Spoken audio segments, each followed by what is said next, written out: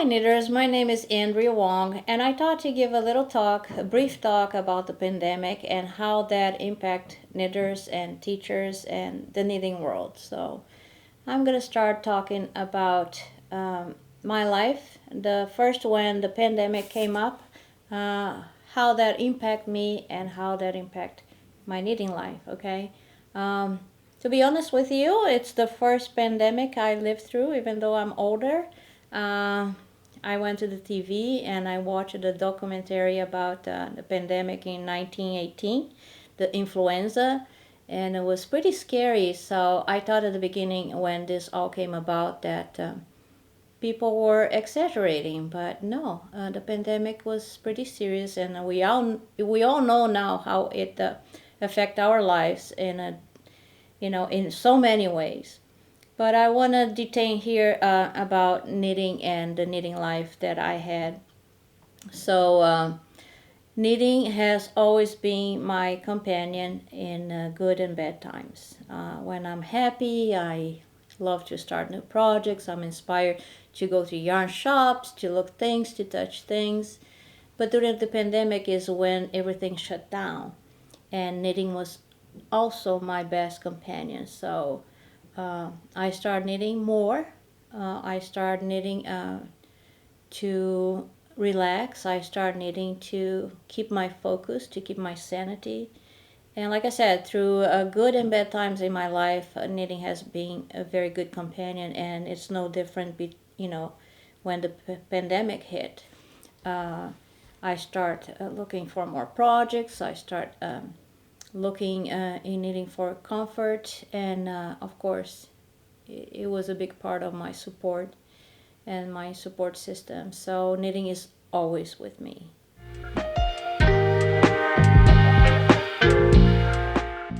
Since we had more time through the pandemic, I also found another interest, which was surprising. Not even myself uh, believe in the fact that I could get interested in anything else but knitting.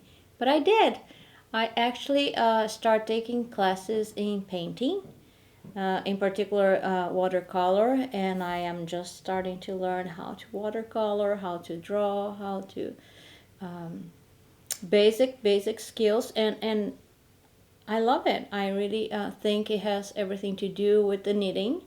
It helps me with the knitting as far as color and things I paint is actually about knitting. So they have been very linked. But yes, I did find something else that I'm interested in. Not taking one bit away from my knitting though. Knitting is still my passion. So. I know the pandemic hit a lot of people again, in many ways, in hard and good ways. Other knitters shared with me the same thing, that knitting has been such a good companion, that knitting has been such a good comfort in those times, especially that we are through the lockdowns. We couldn't go places, we couldn't see people, we couldn't even see our own families. We were concerned about contamination, and so in any case, knitting, I think it was a very positive thing in most knitters that I've talked to and in most lives. Also, I want to take the aspect of what I do, which is teaching knitting, and that changed it forever, right? When COVID hit, I had to cancel 4 knitting trips. I was going to teach an entire retreat in Colorado. I was going to teach classes in Minnesota. I was going to Dallas. I had all those events clearly signed and set on a calendar, and everything had to be canceled, which was a big disappointment. So that's when things changed, and we start teaching through Zoom. And I'm not going to lie to you, I didn't like a bit at the beginning because I had to learn about everything but knitting. I had to learn about cameras, I had to learn about lights, I had to learn about sound. I was pretty much running the show all on my own here, and it was hard. But like everything else, once you are over that learning curve, things get better. And surely did, because there is huge advantages now. It changed the world forever. Not only how people are working remotely, but how we're teaching knitting remotely and taking classes from each other remotely. Not so much flying and sleeping in hotels and dragging those bags, suitcases. For me, it was a big advantage because every time I travel, I would carry one small suitcase with my clothes and two big suitcases with samples and things I want to share in class, and my needles and my comfort stuff that I cannot be away from it, my stash, and not that I schlepped all those suitcases with me. But now everything is close by, so I'm teaching you here and I go just over there and I get a sample. Oh, and then you know what, I remember this vest I knit 10 years ago, and I'll go there and I grab it. So it's been wonderful. It's been wonderful. Not talking about not the traveling. I'm sleeping in my own bed. I am close to my family. So for all of us, it has been a great advantage.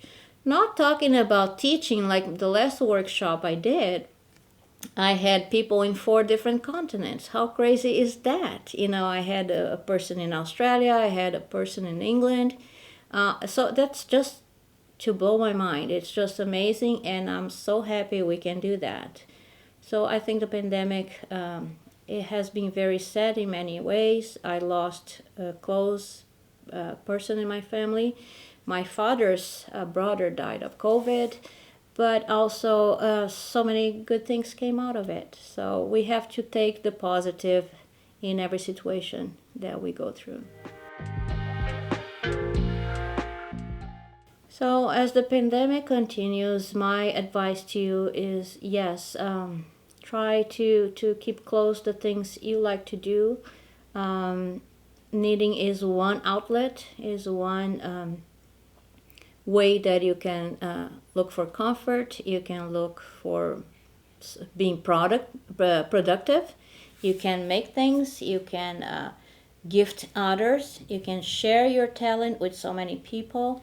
You can also improve your skills. Since you have a little bit more time, you don't spend so much time driving, so you can improve and try to look for other things too. Learn something new, take a new class, learn a new technique. For example, if you had never done Portuguese style, learn Portuguese style. Learn two-color knitting, learn brioche, learn how to make Russian shawls.